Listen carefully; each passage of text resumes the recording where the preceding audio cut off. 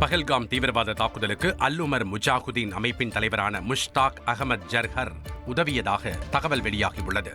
NIA நடத்திய விசாரணையில் இந்த தாக்குதலில் நேரடியாகவோ அல்லது மறைமுகமாகவோ அவர் பங்கு வகித்திருக்கலாம் என தெரிய வந்துள்ளது.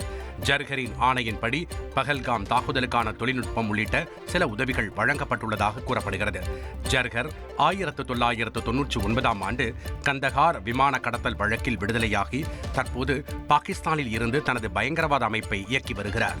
செங்கல்பட்டு மாவட்டம் மதுராந்தகம் அருகே சூறைக்காற்றால் 20க்கும் மேற்பட்ட மின்கம்பங்கள் சாய்ந்ததில் மின்தடை ஏற்பட்டது. இதனால் கருணாகரம், விலாகம், முரப்பாக்கம், கூடலூர் உள்ளிட்ட 10க்கும் மேற்பட்ட கிராமங்களில் மின்சாரம் துண்டிக்கப்பட்டது. மின்கம்பங்களை சீரமைக்க மின்வாரிய அதிகாரிகள் உடனடியாக நடவடிக்கை எடுக்காததால் குடிநீர் விநியோகம் பாதிக்கப்பட்டதாக அப்பகுதி மக்கள் குற்றம் சாட்டியுள்ளனர். மேலும் உடனடியாக மின்கம்பங்களை சரி செய்து மின்சாரம் வழங்க நடவடிக்கை எடுக்க வேண்டும் எனவும் கோரிக்கை வைத்துள்ளனர். செய்திகளை உடனுக்குடன் தெரிந்து கொள்ள உடனே சப்ஸ்கிரைப் பண்ணுங்க.